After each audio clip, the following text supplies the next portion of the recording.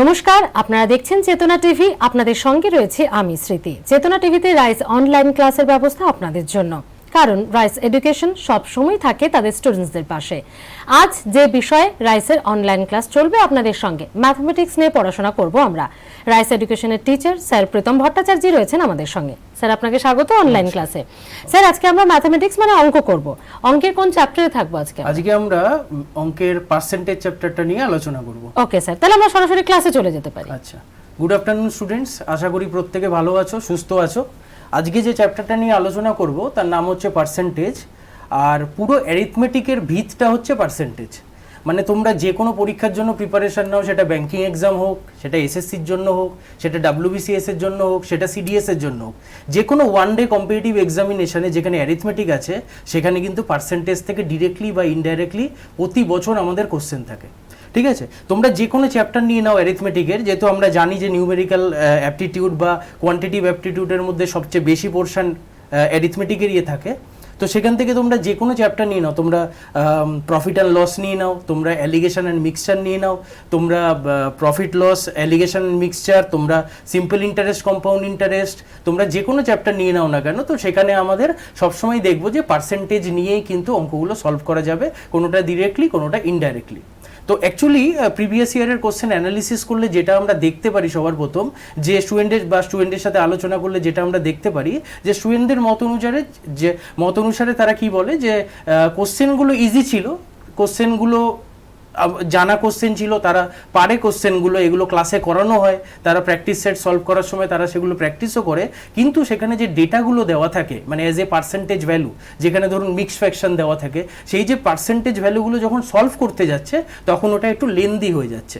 Solve হয়ে যাচ্ছে, বাড়িতে বসে সলভ করা খুব ইজি হয়ে যাচ্ছে, কিন্তু কি হচ্ছে সেখানে পরীক্ষা হলে বসে যখন সেটাকে সলভ করার চেষ্টা করা হচ্ছে সেটা কিন্তু অনেকটা লেন্দি হয়ে যাচ্ছে। তো আজকে আমরা সেই প্রবলেমগুলোকে নিয়ে অ্যাড্রেস করব এবং সেগুলো থেকে কীভাবে অতি সহজে আমরা সলভ করতে পারি সেগুলো দেখে নেব। তো পার্সেন্টেজ শুরু করার আগে আমি যেটা জানি, পার্সেন্টেজের ডেফিনেশনটা জানতে হবে। যেমন ধরো যে পার্সেন্টেজের নামের উপরেই কিন্তু পার্সেন্টেজের ডেফিনেশনটা লুকিয়ে আছে। পার্সেন্টেজের ডেফিনেশনটা কি দেখো, পার সেন্ট, পার মানে হচ্ছে প্রতি, সেন্ট মানে হচ্ছে 100, মানে প্রতি 100-র মধ্যে আমরা যে ক্যালকুলেশনটা করি সেটাকে বলা হয় পার্সেন্টেজ। তার মানে আমি ইন জেনারেল কেস যদি আমি বলি, তো আমি লিখলাম X%, in general notation X% যদি লিখি তাহলে আমরা কি লিখতে পারবো, X% মানে হচ্ছে X/100, মানে প্রতি 100-র মধ্যে X, তাকেই বলা হয় X%। ক্লিয়ার? তার মানে আমি একটা জিনিস এখান থেকে লক্ষ্য করলাম যে পার্সেন্টেজ থেকে যখন আমি ফ্র্যাকশনে কনভার্ট করছি তখন আমি কি করছি, /100 করছি। তার মানে আমি যদি লিখি পার্সেন্টেজ থেকে যদি আমি ফ্র্যাকশনে কনভার্ট করি তাহলে আমি কি করছি, আমি /100 করছি। তো সিমিলারলি যদি ফ্র্যাকশন থেকে আমি পার্সেন্টেজের দিকে যাই তাহলে আমি কি করব, আমি ×100 করব। আমি এক্সাম্পল নিয়ে দেখিয়ে দিচ্ছি। তো এখানে দেখো, যদি আমি X/100 বলা হয়, X/100 যদি বলা হয় তাহলে আমি যদি এখানে পার্সেন্টেজে কনভার্ট করতে হয় আমি কি করব, আমি ×100 করব। তাহলে কি আসবে, আমার X% আসবে। ক্লিয়ার? তার মানে পার্সেন্টেজ টু ফ্র্যাকশন কনভার্সন, এটা খুব ইম্পর্ট্যান্ট একটা জিনিস। এবং আজকে আমরা দেখব যে কত ক্রিটিক্যাল পার্সেন্টেজ, যেগুলোকে আমরা অতি সহজেই অ্যাড্রেস করতে পারি এবং তার ভ্যালুগুলো যদি আমরা একটু মনে রাখতে পারি তাহলে আমরা উইদাউট পেন অ্যান্ড পেপার আমরা কিন্তু সলভ করতে পারবো। চলো দেখে নেওয়া যাক। দেখো, আজকে যদি আমি বলি তো পার্সেন্টেজ মানে প্রতি 100-র মধ্যে যে ভ্যালুটা হয় তাকে পার্সেন্টেজ বলা হয়। তো আমি যদি সব থেকে লিস্ট নাম্বার 1 নিয়ে নিই, 1/100, তার মানে আমি এটাকে কি বলতে পারি, 1%। ক্লিয়ার? তো 1%। তো এবার যদি আমি তাহলে এখান থেকে যদি ক্রস মাল্টিপ্লাই করি তার মানে 1-এর ভ্যালু কত হলো, 1-এর ভ্যালু হলো 100%। মানে ফ্র্যাকশনের মধ্যে হাইয়েস্ট যে নাম্বারটা 1, যেটাকে ফ্র্যাকশন 1 মানে ফ্র্যাকশন হয় গ্রেটার দেন 1 হয় আর নয় লেস দেন 1 হয়, আর পার্সেন্টেজে আমাদের ম্যাক্সিমাম ভ্যালু কোনটা ধরবো আমরা, 100%। তো 1 যদি 100% হয় তাহলে এখান থেকে লক্ষ্য করো তাহলে 1/2 কত হবে, 1/2 হবে 50% অনলি। তো লিখে নিলাম 50%। তো আমাদের পরীক্ষায় যদি কোনো কিছু জিজ্ঞাসা করে যে ₹550 it divided among A and B in the ratio of 2:1 at the 50% rate of interest. তো এখানে যদি আমি দেখো সিম্পল ইন্টারেস্ট কম্পাউন্ড ইন্টারেস্টের অঙ্কে চলে গেছি, তবুও কিন্তু আমার পার্সেন্টেজ ইউজ হয়। মানে 550 রুপিসের যদি 50% বার করতে বলে, তাহলে কিন্তু আমার আলাদা করে 50/100 লেখার দরকার নেই। আমরা এইটুকু সিম্পল বুঝে নেব যে 50% মানে হচ্ছে 1/2 হাফ, তার মানে 550 যদি 1/2 করি তাহলে 225, মানে 225 এ আর বি এর মধ্যে কিন্তু ডিস্ট্রিবিউট হবে। তো সিমিলারলি 1/3 যেটা ইম্পর্টেন্ট, 1/3 যদি আমরা দেখি, তার মানে 1/3 কি আসছে, 1/3 আসছে 33 1/3%, বা আমরা একে কিন্তু 33.33%ও বলতে পারি। এটা কিন্তু বহু পরীক্ষায় আসে। 33 হল 1/3% অফ 180। তো আমরা যদি এটা জেনে থাকি যে 33 1/3 এর ভ্যালু হচ্ছে 1/3, তাহলে আমি সিম্পল বলতে পারি 180 যদি 1/3 করি তাহলে 60 হয়। তার মানে এখানে উইদাউট পেন অ্যান্ড পেপার আমি সিম্পল 60 বলতে পারি। তো অ্যাকচুয়ালি ব্যাংকিং এক্সামে যে নিউমেরিক্যাল যে ক্যালকুলেশন, যে নিউমেরিক্যাল অ্যাপ্লিকেশন পার্টটা আছে, সেখানে 8 থেকে 10টা ক্যালকুলেশনের অঙ্ক দেয়, এবং সেখানে কিন্তু ক্রিটিক্যাল পার্সেন্টেজের কোশ্চেন থাকে। এছাড়াও অ্যারিথমেটিকের তো প্রত্যেকটা কোশ্চেনের মধ্যে ডিরেক্টলি বা ইনডিরেক্টলি পার্সেন্টেজের কোশ্চেন থাকেই। তো আমি এর পরেরটায় চলে যাচ্ছি। যদি আমরা 1/4 বলি, 1/4 মানে কি হবে তাহলে 25%, কারণ 100কে যদি 4 দিয়ে ডিভাইড করি 25 হয়, তাহলে 25%। 1/5 কত হবে, 1/5 কত হবে 100/5 মানে 20%। তো 1 মানে যদি 100% হয় তাহলে হাফ হচ্ছে 50%, 1/3 হচ্ছে 33 1/3%, বা আমি অনেক ক্ষেত্রে এটা বলতে পারি 33.33%, 1/4 হচ্ছে 25%, 1/5 মানে হচ্ছে 20%। এবার যদি আমি 1/6 দেখি, 1/6 যেটা পরীক্ষায় বহুবার আসে, ভীষণ ইম্পর্টেন্ট। 1/6 ভ্যালুটা দেখলেই তোমরা চিনতে পারবে যে এরকম ভ্যালু দিয়ে অঙ্ক তো আমাদের হামেশাই আসে, কিন্তু আমরা কি করি, আমরা ওটাকে ইলাবোরেট করে ব্রেক করার চেষ্টা করি, যার জন্য আমাদের 10 সেকেন্ড 15 সেকেন্ড সময় নষ্ট হয়ে যায়। তো 1/6 মানে হচ্ছে 16 whole 2/3%। 16 whole 2/3%, very important one. এই 16 হোল 2/3 দিয়ে কিন্তু প্রচুর পরীক্ষায় কোশ্চেন আসে। 16 হোল 2/3%, বা যাকে আমরা 16.66%ও বলতে পারি, 16.66%ও বলতে পারি। এরপর চলে আসছি 1/7। 1/7 কি হয়, 1/7 হয় 14.28%। মনে রাখার জন্য বলে দিচ্ছি তোমাদের, 7 এর ডবল হয় 14, 14 এর ডবল হয় 28, তার মানে 1/7 মানে হচ্ছে 14.28%। বা আমি যদি এটাকে মিক্স ফ্র্যাকশনে লিখতে চাই, তাহলে আমি লিখতে পারি 14 whole 2/7%। Clear? 14 whole 2/7% of 70, 14 whole 2/7% of 70, what is the value of it? তো আমরা সিম্পল ভাববো 14 হোল 2/7% মানে হচ্ছে 1/7, আর 1/7 অফ 70 হয় 10। তো উইদাউট পেন অ্যান্ড পেপার আমরা মুখে মুখে সলভ করতে পারি যে 1/7 অফ 70 হয় 10। তো এরপরে আমি চলে যাচ্ছি 1/8, অ্যানাদার ইম্পর্টেন্ট ওয়ান, 1/8। 1/8 মানে হচ্ছে 12.5%। 12.5%, 12.5 দিয়ে প্রচুর কোশ্চেন আসে, বা 12.5 এর মাল্টিপল দিয়ে প্রচুর কোশ্চেন আসে। আমরা মাল্টিপলেও যাব। এখন আমরা যেগুলো আলোচনা করছি সেটা হচ্ছে basic fraction to percentage conversion. এবার তার মাল্টিপল এবং তার অ্যাপ্লিকেশন নিয়েও কিন্তু আমরা আলোচনা করব। তো 12.5% মানে হচ্ছে 12.5%, 12.5%। তো এবার আমি একটা সিম্পল বলি, 12.5% এখানে পেয়েছো, তারপরে তোমার চলে আসছে 1/9। 1/9 মানে হচ্ছে 11 হোল 1/9%। 11 হোল 1/9%, বা আমি বলতে পারি যদি আমি ডেসিমেলে নিতে চাই 11.11%। এরও মাল্টিপল কিন্তু ইউজেস প্রচুর। 1/10, 1/10 মানে হচ্ছে, এটা আমরা সবাই জানি, 100/10 মানে হচ্ছে 10% অনলি। 1/11, এই 1/9 এবং 1/11 এর ইউজেস কিন্তু প্রচুর। তো 1/11 মানে হচ্ছে তোমাদের 9 হোল 1/11, বা আমরা বলতে পারি 9.09%। তো 1/12 এ চলে আসি। 1/12, 1/12 মানে হচ্ছে 8 হোল 1/3%, 8 হোল 1/3%। 1/13 যেটার খুব বেশি ইউজেস নেই, তবে আমাদের জেনে নিতে হবে।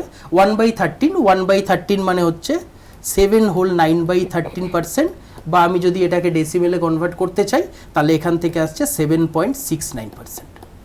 7.69 দিয়ে কিন্তু কোশ্চেন আসে। 7 হোল 9/13 হয়তো আসে না, কিন্তু 7.69% থেকে কিন্তু কোশ্চেন ডিরেক্টলি তুলে দেয়। তো এই 7.69কে ডিভাইডেড বাই 100 করে তারপরে তার ডেসিমেল সরিয়ে আবার নিচে 100 এনে যদি আমরা ক্যালকুলেশন করতে যাই তাহলে কিন্তু এর জন্য প্রচুর সময় লেগে যাবে। দেখতেই পাচ্ছ এখানে 13 আছে, মানে এটা হচ্ছে একটা অড নাম্বার, তো 13 এর মাল্টিপল বের করাটাও কিন্তু একটু টাইম টেকিং হয়ে যাবে।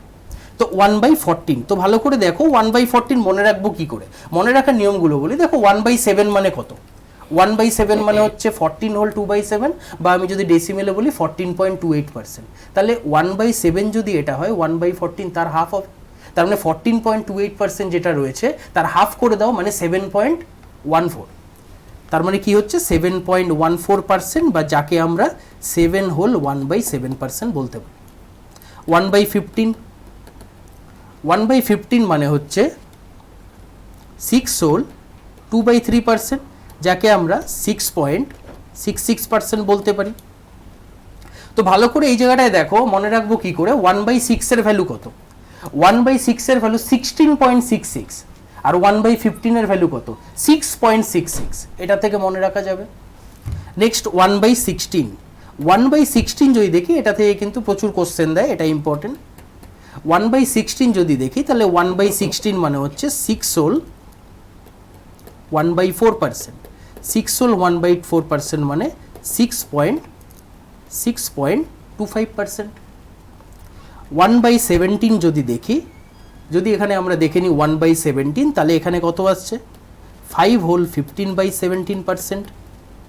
1/18 যদি দেখি তাহলে 1/18 কত আসছে 5 হোল 5/9%। নেক্সট পেয়ে যদি আমরা চলে যাই 1/19, 1/19 কত আসছে 5 হোল 5/19%, আর 1/20 হচ্ছে আমাদের অনলি 5%।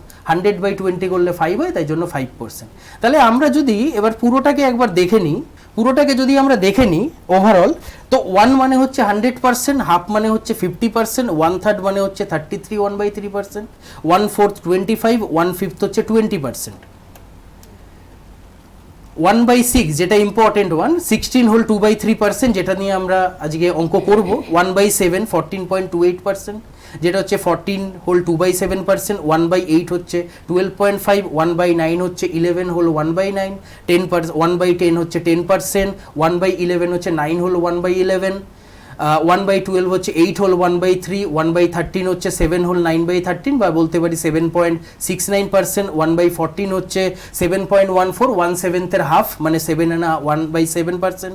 1/15 হচ্ছে 6 হোল 2/3, মানে আমরা মনে রাখবো 1/6 যেহেতু 16.66, তার মানে 1/15 হবে 6.66। তো এখানে 1/16 হচ্ছে 6.25%, বা 1/4%। 1/17 5 হোল 15/17, এই 1/18 হচ্ছে 5 হোল 5/9, 1/19 করলে 5 হোল 5/19, 1/20 করলে 5%। দেখো অ্যাকচুয়ালি পার্সেন্টেজ কিন্তু ইনফাইনাইট, তো ইনফাইনাইট নাম্বার অফ পার্সেন্টেজ আমরা মনে রাখতে পারবো না, এটা পসিবল নয় সবসময়, তো কোনো ক্ষেত্রেই পসিবল না। তো তোমরা কি করবে, তোমরা আপ টু 1/20 অবধি মনে রাখো। আপ টু 1/20 অবধি মনে রাখলে, যেগুলো আমি মেনলি অ্যাড্রেস করেছি, যেমন 1/3 মানে 33 1/3%, 1/6 16 হোল 2/3%, 1/7 14.28%, 1/9 1/11 1/16 1/20, এই পার্সেন্টেজগুলো দিয়ে কিন্তু বেশিরভাগ কোশ্চেনগুলো আসে। তো কেরম টাইপের কোশ্চেন আসে, এই যে কোশ্চেনগুলো দেখছো সেগুলো কিন্তু হচ্ছে বেসিক ফ্র্যাকশন। এই যে বেসিক ফ্র্যাকশনগুলো হচ্ছে, এগুলো প্রত্যেকটাই কিন্তু বেসিক ফ্র্যাকশন। এর বেসিক ফ্র্যাকশন দিয়ে কোনোদিন ডিরেক্টলি কোশ্চেন আসতে পারে, আবার কোনো সময় তার মাল্টিপল দিয়ে কোশ্চেন আসতে পারে। জাস্ট লাইক আমি তোমাদের দেখাচ্ছি মাল্টিপল দিয়ে কীরকম কোশ্চেন আসে। যেমন ধরো আমি বললাম 37.5% অফ 80, 37.5% অফ 80, এগুলো হামেশাই পরীক্ষায় আছে। 37.5কে ইলেভার ব্রেক করার কোনো প্রয়োজন নেই। 37.5 কিন্তু কোনো একটা পার্সেন্টেজের কিন্তু মাল্টিপল। কেরমভাবে করব দেখো, যদি আমরা এটা করতে পারি 3 ইন্টু 12.5%, তাহলে দেখো তো এটা 37.5% হয় কিনা। 3 ইন্টু 12.5, 3 12 36, 15 মানে 1 চলে আসছে, 0.5 থাকছে, অফ 80। এগুলো কিন্তু আমাদের মাইন্ড ক্যালকুলেশন হবে, আমি বোঝানোর জন্য শুধুমাত্র লিখছি। 12.5 কার জন্য হয়, 12.5 ভালো করে বল দেখো, 12.5 হয় কিন্তু 1/8 এর জন্য। তাহলে আমি এখান থেকে কি ডিরেক্টলি বলতে পারি যে 3/8 অফ 80 বের করতে দিয়েছে অ্যাকচুয়ালি আমাকে? তাহলে 8/80, তার মানে এখান থেকে 10, তাহলে এখানে আমার আনসার কত আসছে? 30। তাহলে ভেবে দেখো, 1 মিনিট রিওয়াইন্ড করে দেখো যে 37.5% অফ 80 যদি দিয়ে দেয়, তাহলে কি আমার লেখার কোনো প্রয়োজন আছে? আমি 3 × 12.5 শুধুমাত্র প্র্যাকটিস করে কিন্তু এগুলো আয়ত্ত করা যায়। 3 × 12.5 করবো, 12.5 মানে অলরেডি আমি জানি 1/8, তার মানে 3/8 অফ 80 বের করতে দিয়েছে, তার মানে আমরা ভ্যালু বার করলাম 30। ঠিক আছে, ক্লিয়ার? স্যার আমরা নেক্সট অঙ্কে যেতেই পারি, কিছুটা সময় এখনো রয়েছে আমাদের কাছে। তো এরপরে যদি আমি একটা ভ্যালু দেখি, ধরো 77 হোল 7/9%। 77 হোল 7/9% অনেক বড় ভ্যালু, ক্যালকুলেশন করা খুব মুশকিল হয়, এবং স্টুডেন্টরা আমরা যখন দেখি এই কোশ্চেনগুলো তখন আমরা এটাকে আলটিমেটলি স্কিপ করে অন্য কোশ্চেনে যাই, যেহেতু আমরা চেষ্টা করি যে এগুলো পরে করবো, এগুলো একটু টাইম নেবে, কিন্তু এগুলোতে টাইম নেয় না। যদি তোমরা বেসিক কনসেপ্টটা তোমার যদি ক্লিয়ার থাকে তাহলে কিন্তু এগুলোতে সময় নেবে না। 77 7/9%কে আমি এরকম লিখতে পারি, দেখো তো, 7 × 11 হোল 1/9%, তাহলেই তো 77 7/9% হচ্ছে। 11 হোল 1/9% কার আছে? 1/9 এর ভ্যালু, দেখো আমরা আগেই দেখেছি। 11 হোল 1/9% মানে হচ্ছে 1/9, তার মানে আমরা এখানটায় কি লিখতে পারবো? আমরা এই জায়গাটায় কিন্তু লিখতে পারবো 7/9। তো এরপরে যা ভ্যালুই দিক না কেন, আমি ডিরেক্টলি যদি 77 7/9%কে 7/9 লিখতে পারি, তারপর যে ভ্যালুই দিক না কেন সিম্পল আমরা ক্যালকুলেশন করে মাল্টিপ্লাই করে অ্যান্সারটা বার করতে পারবো। একদম, এবং যেখানে কম্পিটিটিভ এক্সামে স্যার সময় কম অথচ আমাদের আনসার করতে হবে অনেক বেশি, সেই জায়গায় দাঁড়িয়ে শর্টকাট মেথড বোধহয় অ্যাপ্লাই করাটা অনেক বুদ্ধিমানের কাজ। এবং রাইস এডুকেশনের আপনারা স্টুডেন্টসদেরকে এই শর্টকাট মেথডের মাধ্যমে খুব মানে এক্সপার্ট করে তোলেন বোধহয়। একদম। তো স্যার একটা ছোট ব্রেক নেওয়ার সময় হয়ে গেছে, একটা ছোট বিরতির পর ফিরে আসছি। আজকে ম্যাথমেটিক্সের ক্লাস চলছে আপনাদের জন্য, কম্পিটিটিভ এক্সামে যারা বসতে চলেছেন তাদের জন্য খুবই ইম্পর্টেন্ট। সো ফিরছি একটা বিরতির পর, সঙ্গে থাকুন।